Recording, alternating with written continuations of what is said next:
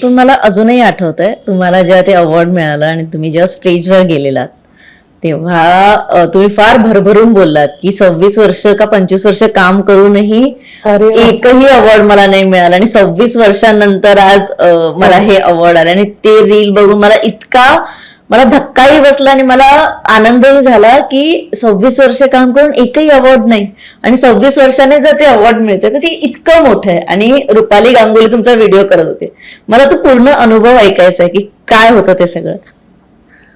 त्याच्यावर त्यांनी मला सांगितलं, मग माझी मुलगी पण म्हटली अगं असेल, त्यांनी ते कार्ड दिलं होतं त्याच्यावरती आधी 2-2 मिळून कलाकारांचं हे दिलं होतं आणि नंतर मग ते मी म्हटलं मी अशा कार्डवर मी नाही जाणार म्हटलं.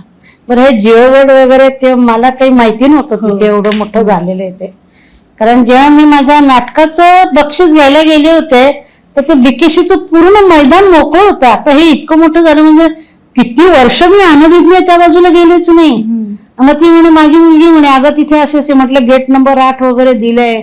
बरं सगळे हिंदीचे मोठे मोठे स्टार हे सगळे मी तो चकाचौंध बघून मी हादरून गेले होते खरं म्हणजे ते माझ्यासाठी खूप नवीनच होतं. आणि ते जाणं बिणं त्यांचे फार सिस्टीम वेगवेगळे असतात त्या. अगदी ह्याच्यापर्यंत म्हटलं कदाचित मला नसेल बक्षीस म्हटलं, कारण ती नीना गुप्ता वगैरे त्यांचे खूपच अवॉर्ड होते आणि त्या वेब सिरीज पासून सगळं होते म्हटलं तिथे. तर मी म्हटलं ठीक आहे आपल्याला हे बघायला मिळतंय ना, हा आपल्यासाठी आनंद आहे म्हटलं. आपण ह्यांना स्क्रीनवर बघितले, सिनेमांमध्ये बघितले, आता हे आपल्या समोर आहे ना, आपण त्यांच्यामध्ये असे आहोत, आपणही कोणीतरी आहोत. सगळे असे बाजूला बसलेले म्हणजे अगदी तो धुरंधर आलेला आणि बेदी समोर बसलेले, तो माझ्यासाठी वेगळा आनंद होता. मग नंतर अगदी बरेच देत आले आणि त्यांची खूपच कॅटेगरी होते त्या मला माहित नव्हते. अगदी मला असं वाटायला लागलं की नाही आपल्याला आता जावं निघून, कारण मला वाटतं जवळजवळ 11:15 होऊन गेले होते. तर मी तिला म्हटलं, माझी लेख होती बरोबर, तिला म्हटलं चल जाऊया आपण म्हटलं, नसेल मला म्हटलं. कारण त्यावेळेस त्यांचं मला वाटतं त्यांनी हे पहिलंच ठेवलं होतं सहाय्यक विनोदी अभिनेत्री. आणि हे पहिल्यांदाच म्हटल्यावर मग नंतर मला जर बापरे सगळे हा आले, मग ती आता आई तुझं नाव येईल म्हणे बघ. पण ती आधी जाऊन आधी विचारून आली होती, पण ते इव्हेंटवाले सगळे असतात त्यांनाही फार माहिती नसतं काही. त्याने हमको कुछ पता नाही है, पता ये नहीं है, बैठो आप. मग मी प्रोडक्ट आमचे डिरेक्टर होते, मग त्यांना मी विचारलं, म्हटलं सर मैं जाऊं क्या अभी, मुझे कलवा पहुंचना है. अरे नहीं ताई आपका नाम आएगा तो. म्हटलं आपको क्या मालूम मेरा नाम है करके, होगा तो ना. बी पॉझिटिव्ह ताई, बी पॉझिटिव्ह. ठीक आहे बैठना पडे. पुरा युनिट होतं सगळं, आमचे सगळे कलाकार होते बसलेले. मी आपली थांबले, म्हटलं बघूया चल शेवटपर्यंत बघू काय होईल, फार फार आपण टॅक्सी करून घरी जाऊ बाकी काय. म्हटलं जेव्हा त्यांनी ते त्यांचं नाव नाही मला माहिती, ज्यांनी मला अवॉर्ड हे दिलं ते, तो मनुष्य मला सरफरोश पासून वगैरे ते खूप आवडायचे. सूर्यवंशम मध्ये वगैरे असे छान त्यांनी हे केलं. आणि ते तिथे होते म्हटलं ह्यांच्या हस्ते 2 मिनिटातून मी गारच झाले होते.